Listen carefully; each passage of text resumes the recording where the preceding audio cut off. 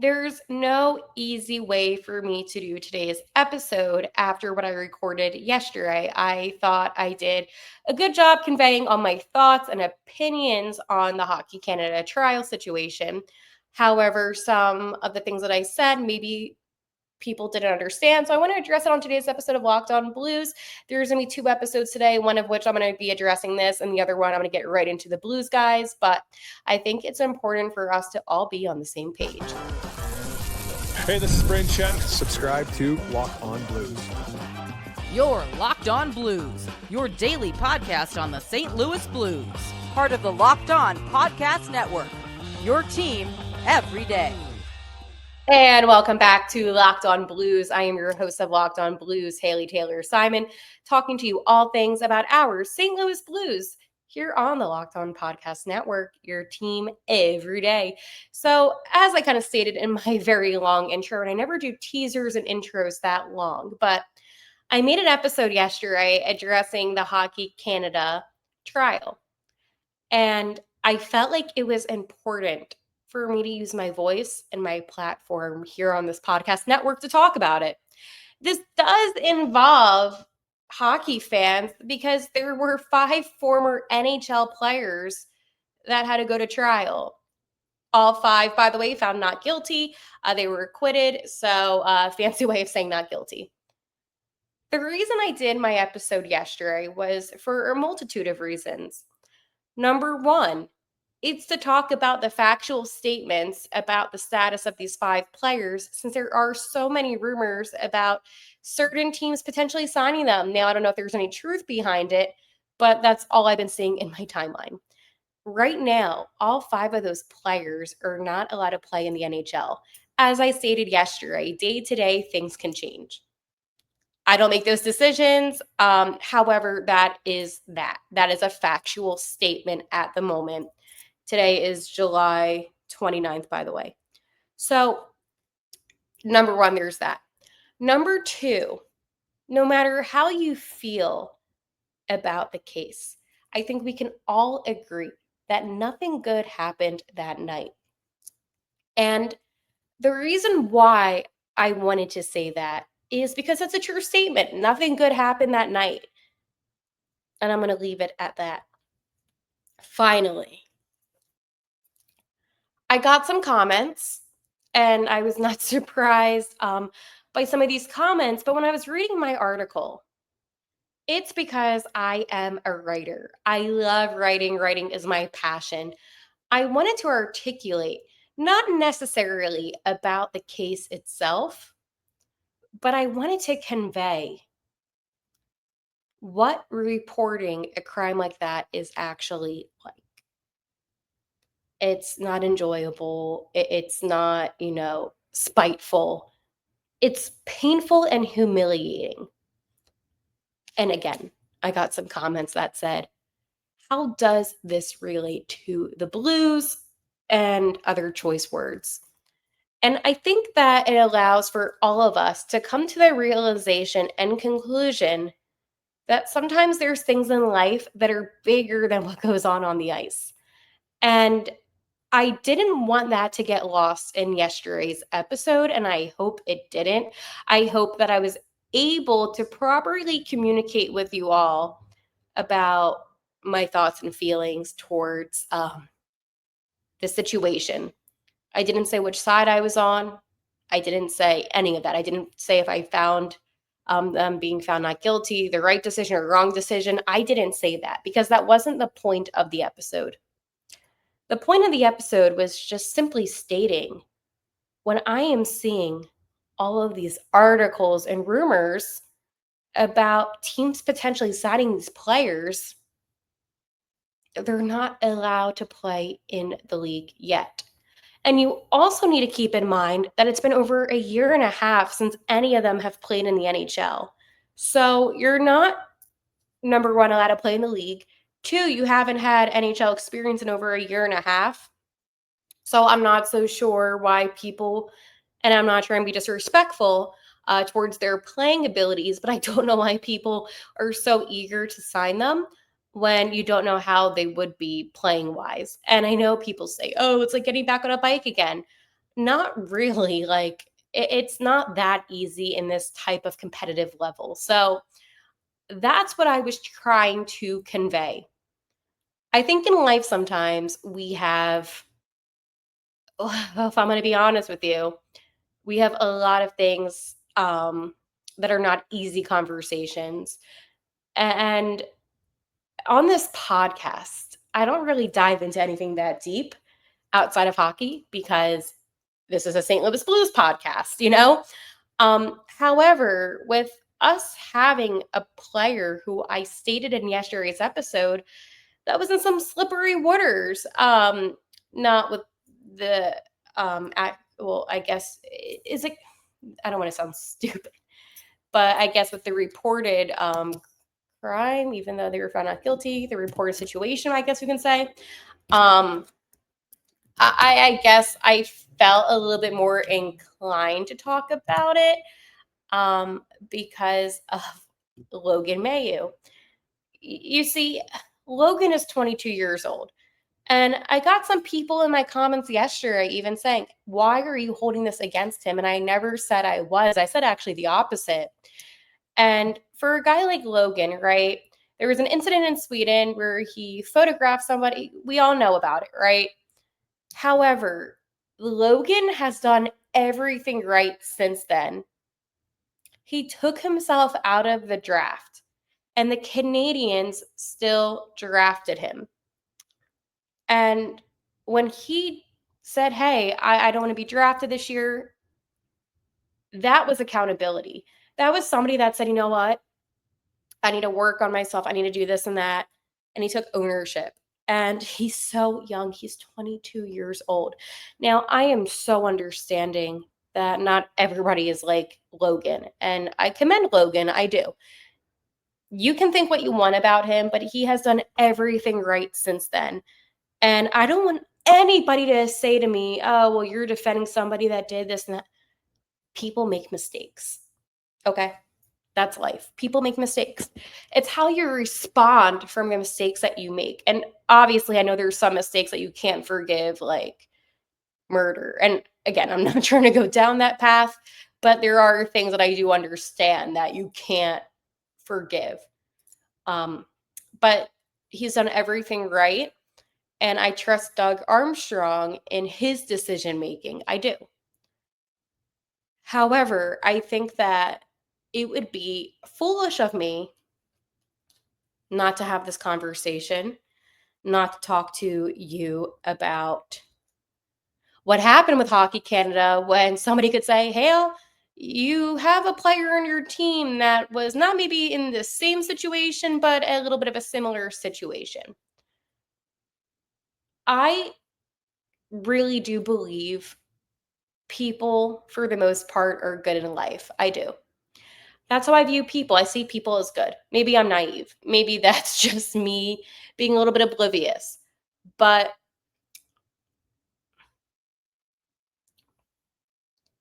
this whole situation has sucked. For there hasn't been one good thing about the situation.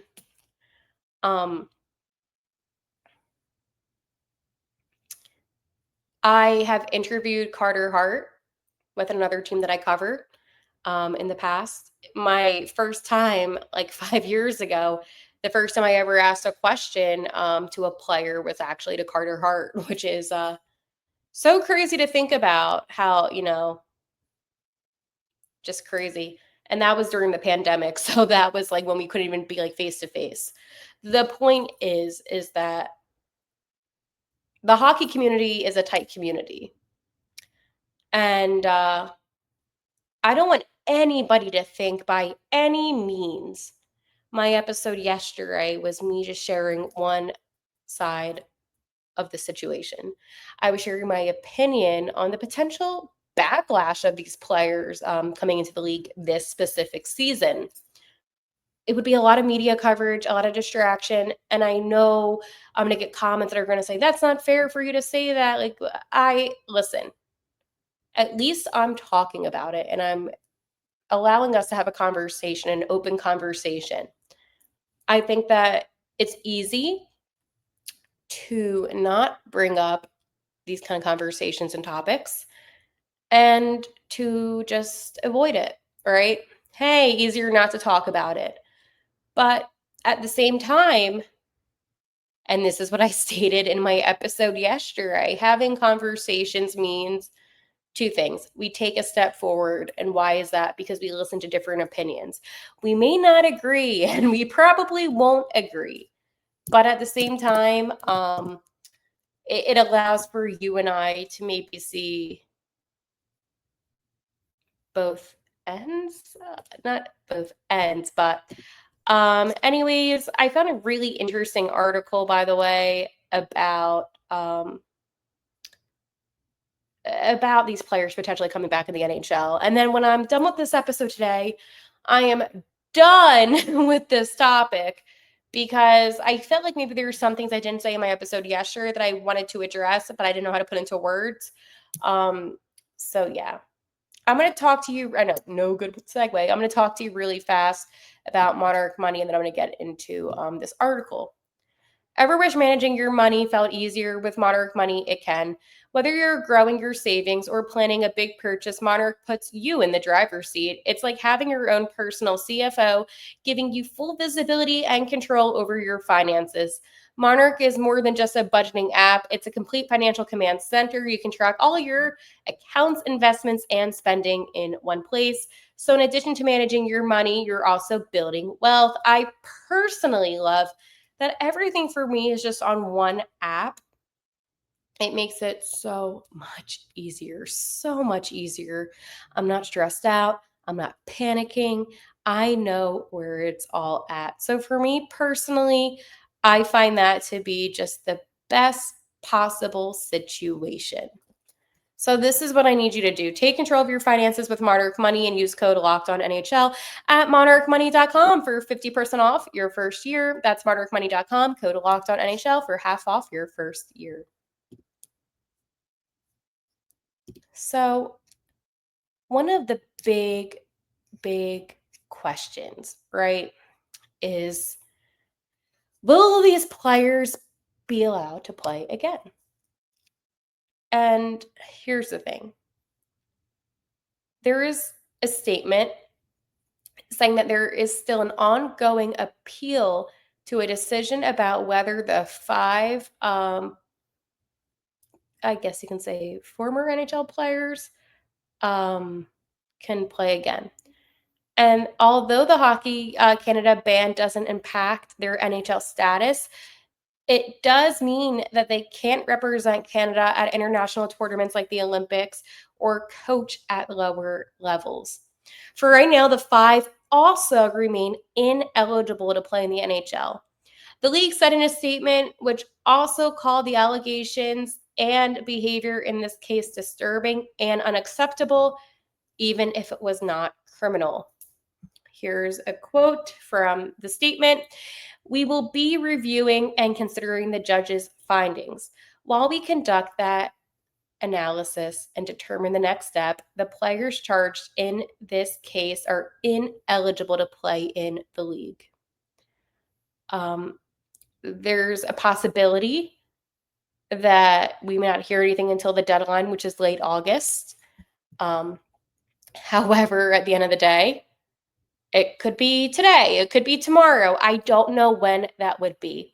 The NHL's collective bargaining agreement, CBA, says very little explicitly about off-ice conduct, especially compared to other major sporting leagues. It does give league commissioner Gary Bettman broad powers to punish players for conduct that is detrimental to the welfare of the league or the game of hockey.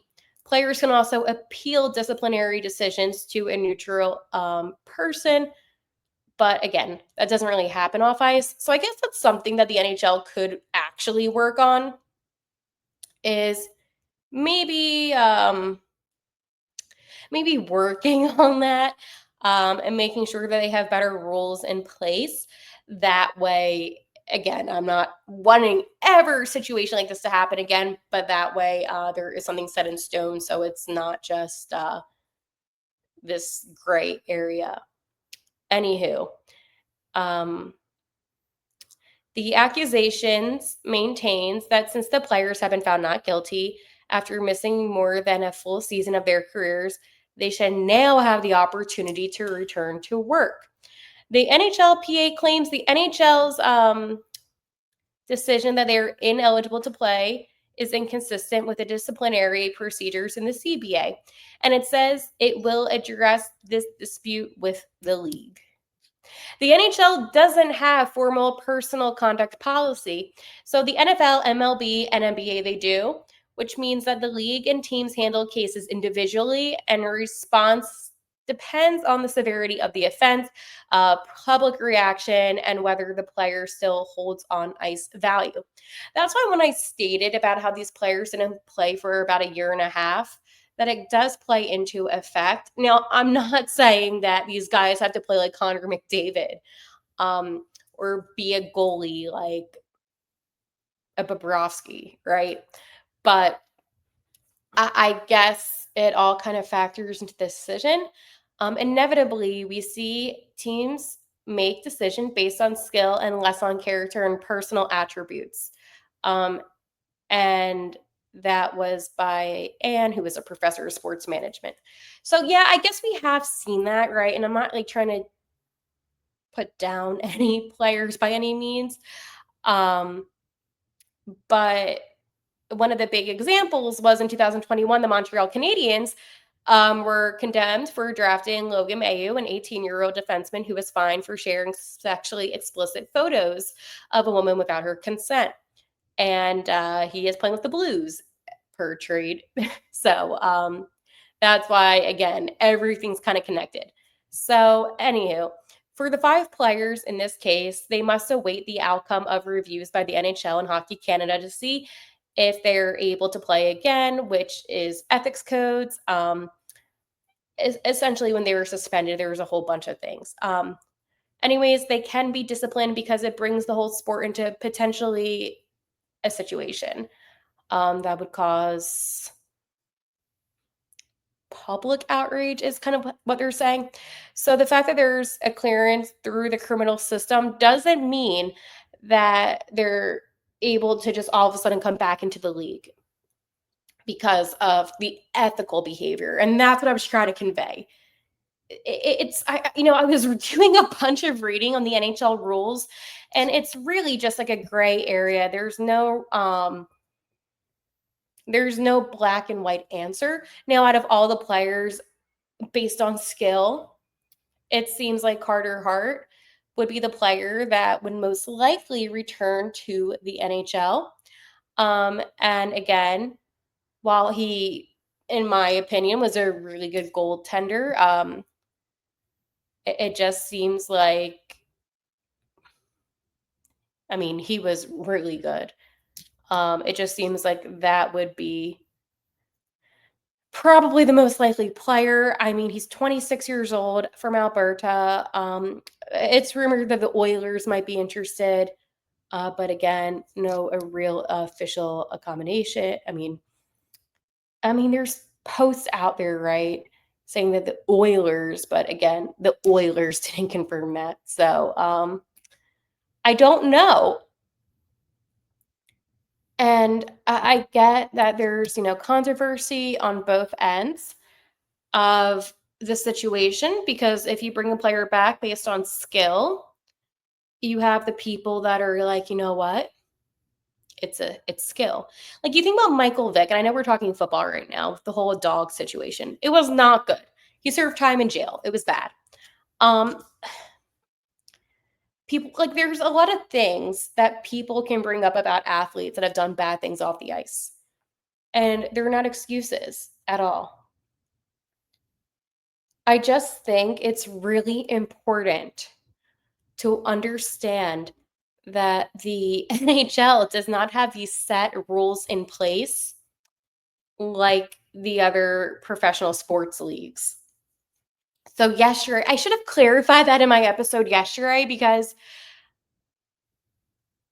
when I was saying about ethics, it's not me. I'm not making a decision. What I am saying is that it's ultimately up to the board and Gary Bettman And let's go say Gary Bettman's like, you know what? No way. Well, then that's that. I just don't understand how it is that the NHL doesn't have the rules, right? I don't get it. I really don't get it. And the NHL should have the rules. They should have something in place. But again, maybe this will allow the NHL to now put something in fine print. You know, it's so uncomfortable, this situation, because you have people who really do believe that the Edmonton Oilers are going to do something. Um, you, you have people that are like, I don't want any of them. And then you have people that are just saying, you know what? Carter Hart, let's have him back in the league. Everybody else can go kick rocks. And there's a lot of people that believe that Hart will be back. And it's a really interesting, it's really interesting, the mixed reactions. And again, this is an ongoing situation because of the appeal. I think that right now, we're probably not going to hear anything, most likely until the end of August when the deadline is, only for the fact that I think that it's going to be kind of carried out a little bit. So maybe the media coverage dies down a bit and it's not too crazy. I think right now it's one of the biggest conversations, honestly, that's not being talked about enough, but it is. And again, players do have the ability to change as people. And I want to end on this. And I don't want to have to talk about this again unless there's like a decision made and they're one of the guys is in the NHL. I don't know. But when we have a player on our team, Logan Mayo, he took accountability. He grew as a person.